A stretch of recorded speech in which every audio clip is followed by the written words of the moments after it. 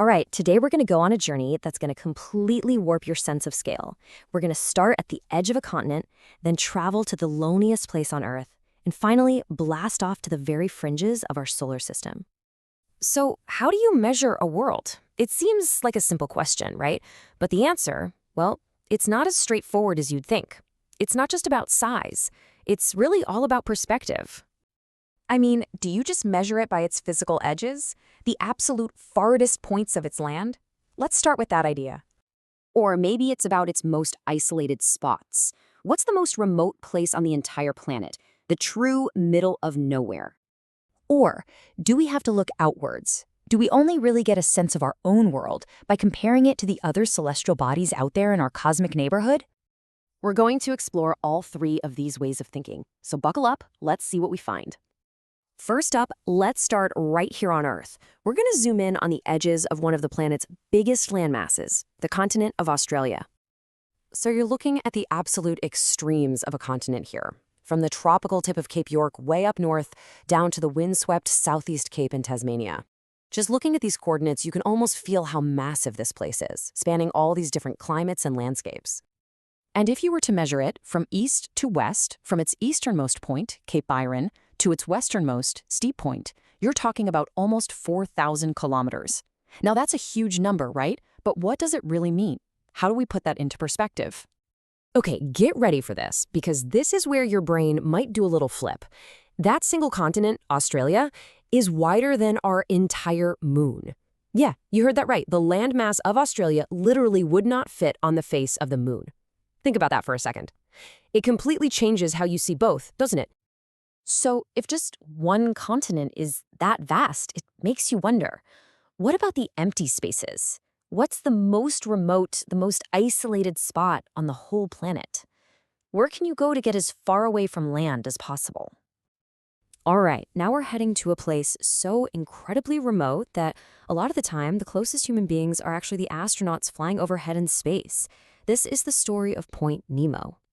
So Point Nemo isn't a piece of land you can stand on. It's a very specific spot in the ocean. They call it the oceanic pole of inaccessibility, which is just a fancy way of saying it's the point in the ocean that's farthest from any land. The nearest bit of solid ground is over 2,600 kilometers away. It is, quite literally, the middle of nowhere. Now, you'd probably guess a place this isolated is totally lifeless, right? But not exactly. Down in the deep, microbes are thriving near volcanic vents, and big fish like tuna and swordfish pass through. But there's also a sign of us. Yep, microplastics. Even here, in the loneliest place on Earth, you can find our trash. And that extreme isolation from people and shipping routes? Well, it makes it the perfect target. It's been dubbed a spacecraft graveyard for NASA and other space agencies for good reason. Think about this. More than 260 old satellites, rocket parts, you name it, have been deliberately crashed right into this spot. And get this, in 2031, the International Space Station, one of the greatest symbols of human cooperation, is scheduled to take its final plunge right here, into this remote, watery grave. Okay, so we've seen scale in terms of sheer size and in terms of isolation. But what about ecological scale? It turns out there's a place on Earth that's created a really unique environmental quirk. A place that has managed to avoid one of the most annoying pests on the planet. Iceland. So how is that possible? Why are there no mosquitoes in Iceland? Well, it's basically a perfect storm of three things. First, the climate is just too crazy. It freezes and thaws so fast that mosquitoes can't complete their life cycle. Second, most of the water is just way too cold for them to breed. And third, even the warm geothermal spots don't have the kind of still standing water that mosquitoes need. The whole environment is basically a no-fly zone for them. But hold on, don't pack your bags for a bug-free vacation just yet. Iceland has over 1,000 other insect species. That includes the infamous biting midge, which you'll find swarming around a place called Lake Mývatn, a name that literally translates to Lake of Midges. So yeah, no mosquitoes, but maybe don't throw out the bug spray. Okay, for our last jump, we're really zooming out. We're leaving Earth completely behind and traveling billions of kilometers to the edge of our solar system. We're going to visit a tiny, distant world that really made us question what a planet even is. Pluto. So, to wrap our heads around Pluto's size, let's bring it back to something we already talked about. Pluto's diameter is just under 2,400 kilometers. That's way smaller than our own moon. And remember how we said Australia is wider than the moon? Well, that means a single continent on our planet is significantly bigger than the entire dwarf planet Pluto. Just wow.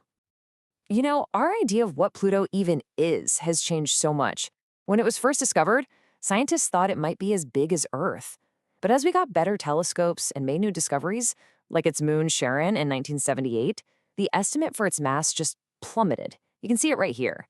This incredible shrinking act is a huge part of why its status as a full-blown planet eventually came up for debate. So this is the Pluto we know now, a super complex little world of ice and rock with its own family of 5 moons. Its whole surface area is about 17.7 million square kilometers. That sounds like a lot, right? But get this, the country of Russia, just one country on Earth, covers 17.1 million square kilometers. They're almost the exact same size. A single nation on our planet is as big as an entire world at the edge of the solar system. That is just mind-blowing. So think about the trip we've just taken. We started with a continent on Earth that's wider than the moon, jumped to the loneliest spot on the planet that's now a graveyard for spaceships, and ended up at a distant world that was redefined because, well, we just got a better look at it. The whole story of Pluto just goes to show you our understanding of the universe isn't set in stone. It's always changing. Definitions we think are rock solid can completely shift with one new discovery. So it makes you wonder, right? As we keep exploring, what other facts that we take for granted today are going to be the historical footnotes of tomorrow?